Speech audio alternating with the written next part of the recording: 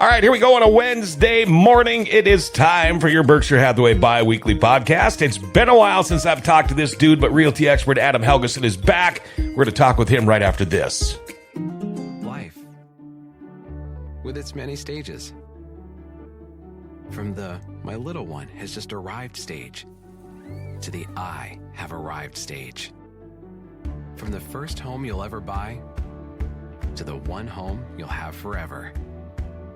No matter where you find yourself in life, your forever agent will be there. Berkshire Hathaway Home Services. For you, for life. All right, and we are back, and welcome everybody, realty expert, and I haven't done this for a while, Adam Helgeson back in the studio. How's it going, man? Going outstanding as usual. Outstanding. Heard you took a little trip to the Black Hills this weekend. Yeah, went to a wedding, the wife's niece. So it was fun. Okay. And you went to show your kiddos the Mount Rushmore? Yeah, got there and saw Mount Cloudmore? Yeah, my daughter was so excited, and yeah, I got there and there was just a wall of white. Ah, that's a bummer. That's a bummer. Yeah, she was pretty devastated. So how is the realty world treating you? Oh, it's busy. Busy. Yeah, I'll take it. Yeah. But, When you look at Grand Forks, you've got most of the new houses on the south end, of course, and they're scattered all over the place. But like me, my first house I bought was an older house. I'm going to call it a fixer-upper. It could have been fine for most people, but I wanted to fixer-upper a little bit. I want to know, if you're looking at an older house, of course, you got to have an inspection if you want to get, the banking stuff done. But what are some of the most, or the common issues, I guess, that you would find in older Grand Forks house inspections, if any? Yeah. Well, first thing, you don't need to have an inspection for financing. Okay. Home inspections are not a necessity, but it's highly recommended. Okay. You must have been thinking about an appraisal. Yes. Common things too with everyone knows what happened up here in 97. Had the huge flood and stuff like that. So we always want to check the foundation. Foundation cracks, settling, that type of stuff. Sure. With our clay soils and the freeze and thaw cycles, you do get that foundation shifting. Biggest thing, I even built 10 years ago, now 11 years ago, but I can tell in the spring and fall some of my doors stick a little bit in the, and then all of a sudden, now they work fine again. Now it's sticking a little bit with the thawing. Even with my fence, my gates, I got to adjust based on winter and summer. Sure. Yep. Whether the latch hits or not. But the biggest things you want to look for in foundation is diagonal cracks in walls. Horizontal can be, troublesome, but the horizontal ones means that it is shifting and pulling away. Okay. I saw one where the last, I want to say 14 feet of the house dropped 7 inches. Oh, wow. So, yeah, it was like you're walking, all of a sudden, whoop, I feel like I should carry some marbles in my pocket and just drop them. Yeah. But you'll get that in the older houses where the sloping floors and everything from the shifting, people try to put the jack stands in there and stuff, but then the main level's all wonky. Mm-hmm. Where, you walk around feeling like you're drunk and it's, 2 PM because the floors are all... So that's one main thing you want to look at because foundations can cause huge problems. Oh, yes, they can. And does that seem like the main worst one? Well, it'd probably be the most expensive. Sure. If you got to do a foundation repair. Yeah. You got to jack your house up sometimes, and that can get spendy, or they'll brace it and do sections at a time and tie in the block. Yep. I've seen it where they've actually dug out section of the wall and then tapered it and drove a bobcat right in the basement. Oh. And they would take out a section and haul it out, then rebuild that section and do another 20-foot section or whatever it is. With our house, we were right off of Cherry Street in the flood at the time. And, of course, we had water about just a couple inches below the floor joists. And but it didn't do anything to our basement, our foundation. But what we did, we had one of those drainage systems put in where they come in and go all the way around on the inside. And drain tile systems. Yeah. And but otherwise, it stayed pretty good. But boy, I know some of the houses in that neighborhood because There are parts of Grand Forks, and we see it all the time, where the blue hoses are coming out to the street or whatever. There are houses in Grand Forks. It seems like they're getting water in the basement all the time. Well, it never dries up. I'm on the south end, and I got a split level on each side of me, and I got a full basement. So my sump pump runs year round. Okay. You know, so luckily I have a good drain tile system. But yeah, got to make sure that, with those basements. So the drain tile systems in the older houses, they don't have them. So getting that installed too can really help mitigate the water. Do you have outdoor sump pump at your house or not? Nope. Okay. I get indoor. Yeah, when we had that big rain in what was it, September or August a few years back, I got more water in my basement than I did in the flood of 97. Yeah. And that was a weird deal, but it actually, for the first time, cracked my basement floor. And that's one of the reasons I bought the house, because the basement was just built so good. But anyway, all right. Yeah. If you see someone with an external sump pump and they claim they've never had water, I call BS, because no one puts in an external sump pump unless they've had a water issue. Right. My thought process, anyways. Number 2 is the wiring, right? Those older houses, you still see a lot of knob and tube wiring, which technically the way it was designed back then is the safest, because the positive and negative are separated by like 6 inches and run separately throughout the house. But they're older, so that coating on them is getting wore out, and you got to make sure. You'll see through the wood joists, you'll see little white ceramic insulators that they go through, and sometimes those are broken, missing, so the wire's rubbing right on the wood. So anything built pre-1960 could still have knob and tube wiring. So, that's not a deal breaker for like FHA and those type of loans. But what is the panel. If it's still got, you open up the panel and still got fuses in there that you got to unscrew, they will not finance it with FHA, VA, USDA type financing. Right. Also, there's another, what is it? Pacific Stab Lock, I want to say it is.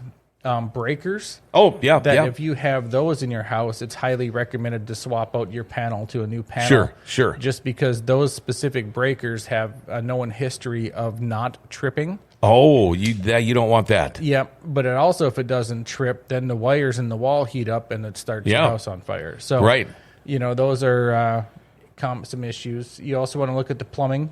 Some of the older houses still have the galvanized pipes for plumbing. You want to see either copper or PEX. Some people updated and just used white PVC. Yeah. Which is okay. It's okay. But it cracks and breaks. PEX is nice. It's flexible tubing, or the copper. So if you see any galvanized plumbing, that could definitely be an issue. It corrodes inside, it builds up, reduces water pressure. Now, don't be concerned if you see galvanized pipes in your house and you have a boiler heat system. Okay. Because the boiler heat systems, a lot of time, they use galvanized pipes to run to the registers and stuff, okay? That's not as big as an issue if it's your water supply lines that you're drinking out of. Sure, and that type of stuff. So, galvanized plumbing. Drafty, poor windows and insulation.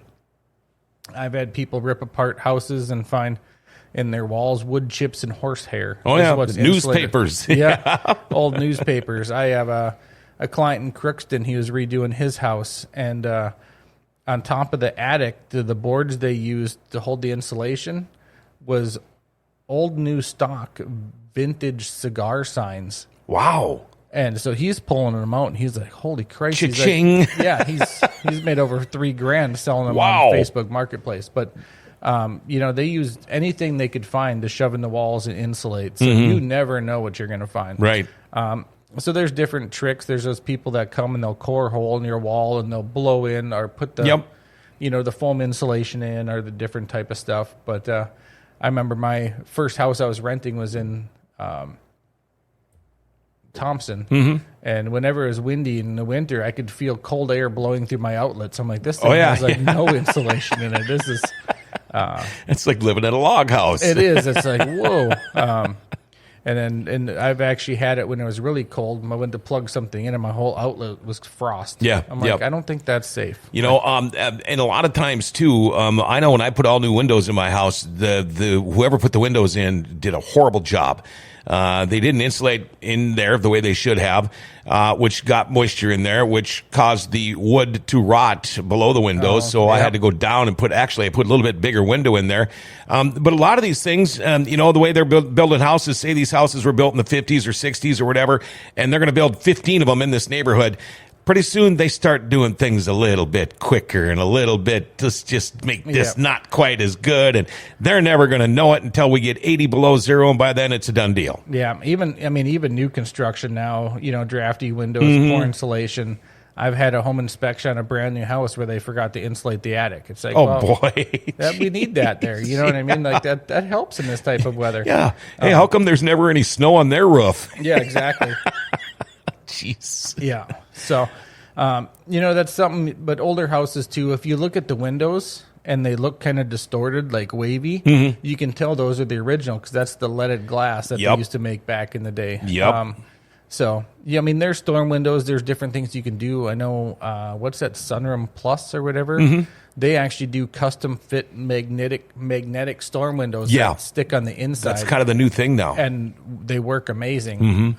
If you want to keep the aesthetics of the old windows. I remember, and also when I moved into this house first time, I had the storm windows that you had to go around and put in on the outside every fall. And you talk about a pain in the ass. Because pretty soon the little clip things start to break off. I thought and you were they're talking about Paul. Well, no, not that pain in the ass. By the way, we got people watching. Good morning, gentlemen. Happy hump day. Let's see here. Al's watching. Bailey, morning to you guys. How is my favorite people? I think she's talking about me. Yeah. Well, she did say people. Okay. All right.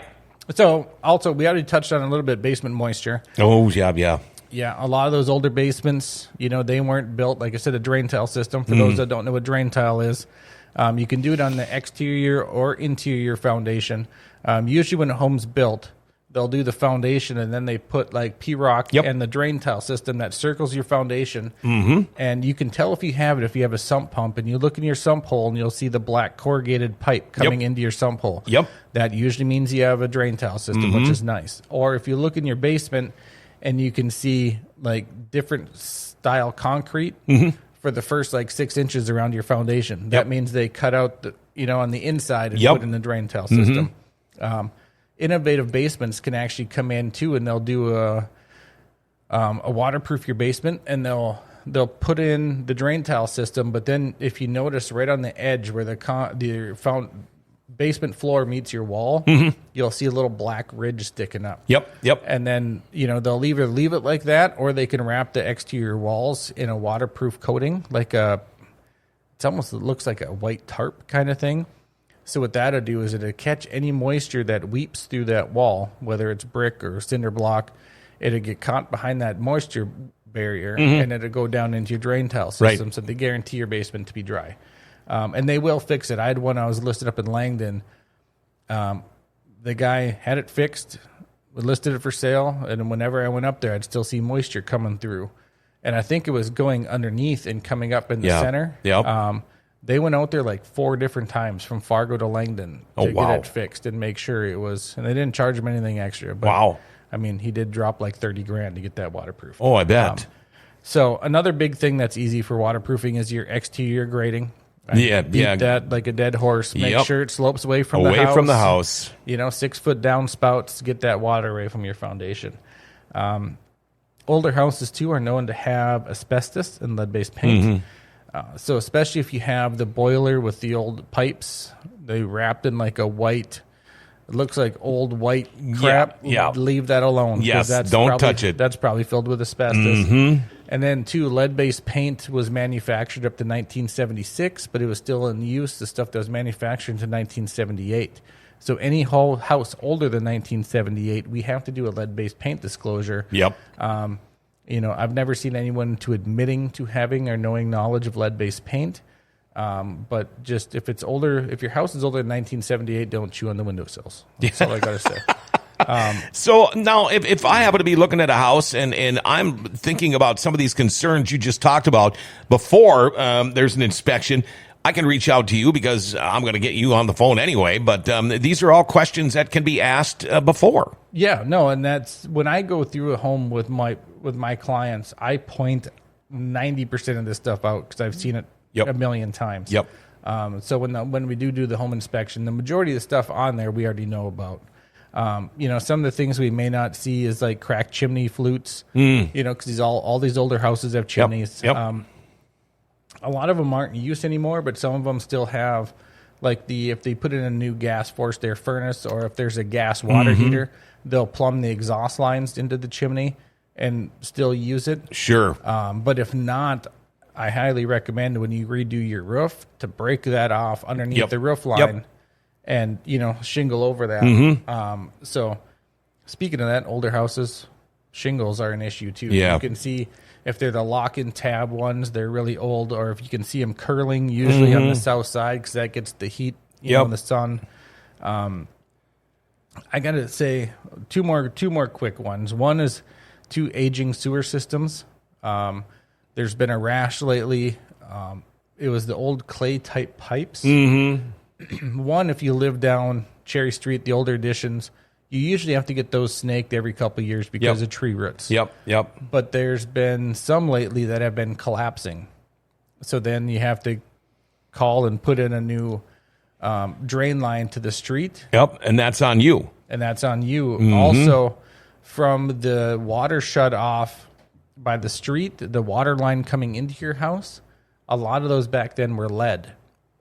So if the city comes and notices you have a lead water line going into your house, you have to get that dug out and a new water line put in from the shutoff, and that's on you.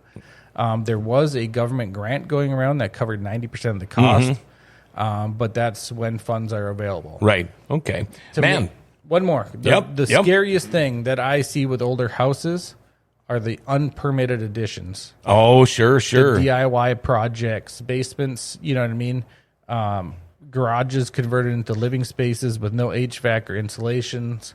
Some bonus rooms that scream, "Hey, my cousin Steve did this," and watched it on YouTube. I mean, there's so much stuff that you don't know what was done that it's a little scary sometimes. I bet. So just make sure when the older homes are built so well. They have the character. That's when a 2x4 was a 2x4. Exactly, and they have the character, like the carpeted steps, the little metal things that flip down and hold it in place. The stuff that was built to outlast your grandparents. Absolutely. You know what I mean? Yep. But you just have to make sure that you do a proper inspection so you're not getting into a money pit. So learning more and more all the time. How does somebody get a hold of realty expert Adam Helgeson? The best way is my cell phone. It's always on, 701-317-1750. Sorry, can't enunciate today. Check out my website, homesbyhelgeson.com. All my info is on there. Or call any of us real estate experts at Berkshire Hathaway at 701-746-0303. All right, same place, same time, Friday morning. I'll be here. All right, there you go. That's your Berkshire Hathaway bi-weekly podcast, your Wednesday edition in the books. We'll have Adam back again on Friday morning at 10.